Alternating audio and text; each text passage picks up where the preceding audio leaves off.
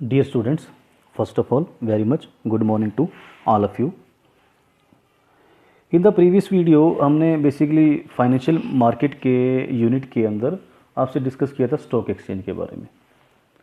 Hopefully आपको आप सभी को स्टॉक एक्सचेंज का मीनिंग समझ में आया होगा और उसके जो वेरियस फंक्शंस थे वो आप सबको अभी तक क्लियर हो चुके होंगे. आज की जो ये वीडियो बनाई है हमने अब ये टॉपिक इसके अंदर नया टॉपिक शुरू किया under the unit financial market, that is security exchange board of India, that is SEBI. आज हम सेबी को स्टार्ट करेंगे. 2 या 3 वीडियो के अंदर हम सेबी का टॉपिक को भी कंप्लीट कर देंगे. तो आज की जो वीडियो है बेसिकली सेबी के बारे में बता रही है कि सेबी है क्या और इसके लिए बेसिकली ऑब्जेक्टिव क्या डिसाइड किए गए थे कि जब सेबी को बनाया गया तो उसको बनाने के क्या क्या उद्देश्य थे, क्या क्या ऑब्जेक्टिव सेबी के लिए थे. So let us start about the security exchange board of India, SEBI. In fact, SEBI was set up in 1988. In fact, I repeat, in fact, SEBI was set up in 1988 to regulate the functions of securities market. In May 1992, SEBI was granted legal status, and SEBI is a body corporate having a separate legal existence and perpetual succession. अगर हम सेबी की बात करें, security exchange board of India की बात करें, तो basically इसको 1988 के अंदर एस्टेब्लिश किया गया था. इसका बेसिक काम क्या था कि सिक्योरिटीज़ मार्केट जो हमारे स्टॉक एक्सचेंज हैं, सिक्योरिटी मार्केट्स हैं, उनको डेवलप करना, उनको रेगुलेट करना, उनके फंक्शन डिसाइड करना. तो सेबी ने अपना काम बड़े अच्छे से किया. इसने बड़े अच्छे तरीके से स्टॉक मार्केट्स को डेवलप भी किया, बड़े अच्छे से इसने इनको प्रमोट भी किया, बड़े अच्छे से इनको इसने रेगुलेट भी किया, ऑब्जर्व भी किया. लेकिन सेबी को एक लीगल स्टेटस अवेलेबल नहीं था. मतलब सेबी की जो कंट्रोलिंग पावर थी, उसने सिस्टम तो बनाए लेकिन वो जो कंट्रोलिंग पावर थी वो सेबी के पास बहुत ज़्यादा नहीं थी. तो जिससे कि it works only a watch dog. अगर हम कहें, अगर हम अदर वर्ड्स में कहें तो सेबी केवल वहाँ की एक्टिविटीज़ को ऑब्जर्व कर सकता था. सेबी केवल उनकी एक्टिविटी में इंटरफेरेंस की जो पावर थी वो इसके पास नहीं थी. इन सब चीज़ों को देखते हमारी गवर्नमेंट ऑफ इंडिया ने मई 1992 को सेबी को एक लीगल स्टेटस प्रोवाइड किया गया. और जैसे इसको लीगल स्टेटस मिला तो ये अपने आप में एक बॉडी कॉर्पोरेट बन गई जिसकी एक सेपरेट लीगल एग्जिस्टेंस क्रिएट हो गई. सेपरेट लीगल एग्जिस्टेंस का मतलब क्या होता है, मैंने आपको कंपनी के पॉइंट में बताया था कि सेपरेट लीगल एग्जिस्टेंस मतलब अपना एक वैधानिक अस्तित्व, अपनी एक लीगल एंटिटी क्रिएट कर ली. और अब ये अपने दम पर किसी पूरी की पूरी जो स्टॉक एक्सचेंज की एक्टिविटीज़ हैं, स्टॉक मार्केट की जो एक्टिविटीज़ हैं, उनको कंट्रोल करने की पावर इनके पास आ गई. Let us talk about the various objectives which have been decided by the government of India about the SEBI कि SEBI को क्या क्या काम करने के लिए बेसिकली SEBI को एस्टेब्लिश किया गया था. Let us start it. First, to regulate the stock exchange.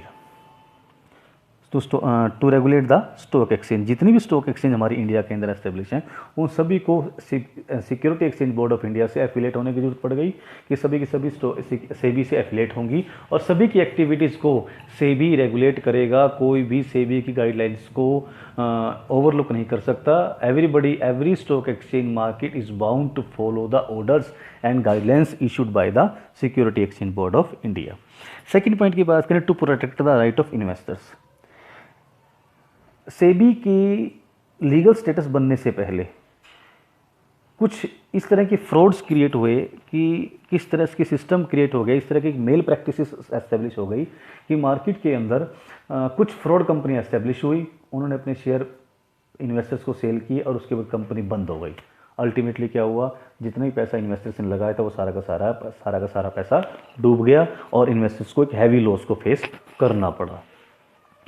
इस तरह से इन्वेस्टर्स के जो विश्वास था वो कंपनी के ऊपर से उठना शुरू हो गया था. एक सिस्टम के ऊपर उनका विश्वास नहीं सेटअप हो पाया.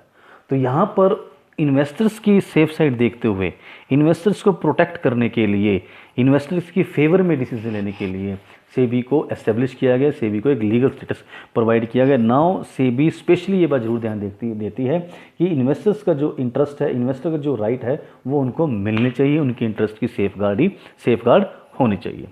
थर्ड पॉइंट की बात है, टू प्रिवेंट फ्रॉडुलेंट. मैंने अभी सेकंड पॉइंट के अंदर बताया कि कोई बार कुछ कंपनी ऐसी एस्टेब्लिश हो जाती हैं जो क्या करती हैं, केवल और केवल फ्रॉड करने के लिए कि मार्केट में अपने शेयर सेल किए, पैसा इकट्ठा किया, मनी इकट्ठी की, पैसे इकट्ठा किए and then ultimately after some time company is wind up. Company क्या कर दिया जाता था, बंद कर दिया जाता था और इन्वेस्टर्स को बहुत हैवी लॉस होता था. इस तरह के फ्रॉड्स को, इस तरह की मेल प्रैक्टिसेस को बंद करना सेबी की मेन ड्यूटी है। सेबी अब किसी भी कंपनी को जो अपने शेयर्स मार्केट में इशू करना चाहती है, सबसे पहले उसको सेबी से परमिशन लेनी पड़ती है। 4.2 regulate and develop a code of conduct for intermediates. अब शेयर इशू करने वाली कंपनी और शेयर में इन्वेस्ट करने वाले इन्वेस्टर्स, आई मीन टू से मैं अदर वर्ड्स में कहूँ, कंपनी और इन्वेस्टर्स के बीच में भी बहुत सारे इंटरमीडिएट्स होते हैं, जैसे कि ब्रोकर्स हो गए, कुछ सब ब्रोकर्स हो गए, इस तरह के कुछ लोग हैं, एजेंट्स हो गए, कुछ इस तरह के लोग हैं जो बीच में जिनकी इन्वॉल्वमेंट बीच इन्वेस्टर्स और कंपनी के बीच में होती है। तो इन सब के लिए भी कोड ऑफ कंडक्ट डिसाइड होना जरूरी होता, इन सब के कोड ऑफ कंडक्ट डिसाइड होना जरूरी था, ताकि वो उनके बिहेव को रेगुलेट किया जा सके, उनकी एक्टिविटी को कंट्रोल किया जा सके। तो इस कोड ऑफ कंडक्ट को जो बनाएगी वो भी राइट किसके पास दे दिया गया, सेबी को दे दिया गया। वो सारे राइट भी सेबी को दे दिए गए। सेबी ही इनके कोड ऑफ कंडक्ट को डिसाइड करेगी और उनकी एक्टिविटीज़ को कंट्रोल करेगी। तो these were the basically objectives of SEBI which were decided in advance by the government of India, and in India SEBI is performing their duty very well. So at last I thanks to all of you। आपको I hope कि आपको आज की video अच्छी लगी होगी और सेबी का कुछ जो स्टार्टिंग का जो कंसेप्ट था वो समझ में भी आया होगा। इसे आगे की वीडियो में हम लोग फंक्शंस ऑफ सेबी करेंगे। Thanks to all of you.